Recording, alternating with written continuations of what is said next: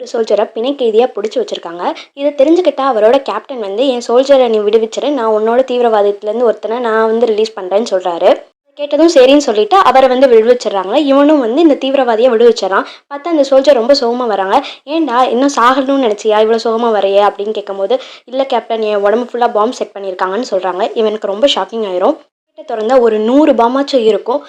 இவர் வந்து bomb diffuse பண்ணுறதுல வந்து பெஸ்ட்டான பர்சன் தான். ஸோ வந்து சரி நான் டிஃப்யூஸ் பண்ணுறேன்னு பார்த்தா இவருக்கே கன்ஃபியூஷன் ஆயிரும். தொட்டா வெடிக்கிற மாதிரி அவ்வளோ பாம் செட் பண்ணியிருப்பாங்க.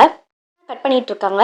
இவங்க வந்து இதை வந்து கட் பண்ணவே கூடாதுன்ற மாதிரி நல்லா முடிச்சா போட்டு நிறைய பாம் செட் பண்ணியிருப்பாங்க. கையில், காலில், பின்னாடி திரும்பினா உடம்பு ஃபுல்லாக பாம் செட் பண்ணியிருப்பாங்க. இவங்களோட ஒரு பாம் செட் பண்ணியிருப்பாங்க. 46 செகண்ட்ஸ் தான் இருக்கும். இவர் இந்த கேப்டன் என்ன சொல்வார்னா, நீ இந்த ஜாக்கெட்டை மெதுவாக அசையாமல் கலட்டு, நான் பார்த்துக்கிறேன்னு சொல்லுவாங்க. இல்லை கேப்டன் உங்களுக்கு ஏதாச்சும் ஆயிடுச்சுன்னா, இல்லை நான் உன் பொண்ணுக்கு வாக்கு கொடுத்துருக்கேன், உங்கள் அப்பா வந்து உயிரோட கூட்டு வரேன்னு சொல்லிட்டு, ஸோ நான் பார்த்துக்கிறேன்னு சொல்லிட்டு இதை கலட்டுவான். அந்த சோல்ஜர் வேகமாக ஓடி போயிடுவான். பார்த்தா இவன் வந்து வெடித்து இறந்துருவான்.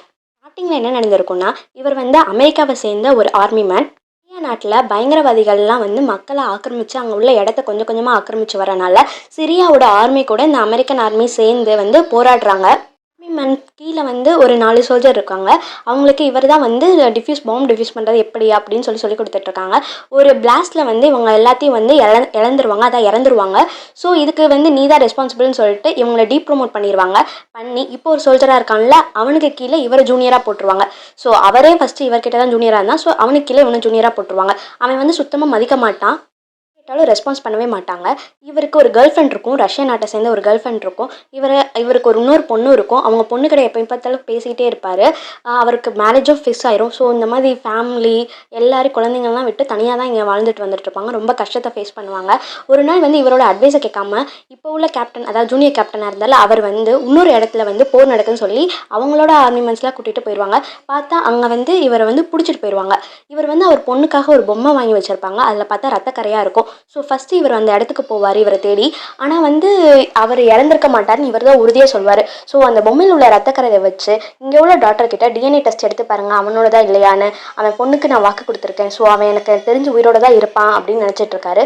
ஸோ டிஎன்ஏ டெஸ்ட் பார்த்தீங்கன்னா இது அவரோட ரத்தமே கிடையாது. ஸோ அவரை வந்து பிடிச்சி தான் வச்சுருக்காங்க அப்படின்னு கன்ஃபார்ம் பண்ணிவிட்டு அவருக்காக இவர் போராடி அவங்க கிட்ட போய் சண்டை போட்டு இவரை காப்பாற்றிட்டு வராங்க. தான் தெரியும் இவர் லவ் பண்ணிட்டு இருந்த அந்த ரஷ்யன் பொண்ணு வந்து அவங்களோட தீவிரவாதத்து ஆளுங்க தான். இவங்களோட நடவடிக்கைலாம் அவள் தான் வந்து கண்டுபிடிச்சி சொல்லி இவரோட க்ரூ மெம்பர்ஸை அவள் தான் சாகடிச்சிருப்பா. ஸோ இதெல்லாம் தெரிஞ்சு அவளையும் போட்டு தள்ளிடுவார் இவர். ஸோ இந்த மாதிரி எல்லாரும் மக்களுக்காக வந்து இவங்க உயிரை வந்து அர்ப்பணித்து மக்களுக்காக வாழ்கிறத வந்து இந்த படம் ஸ்வீட்டாக சொல்லியிருப்பாங்க.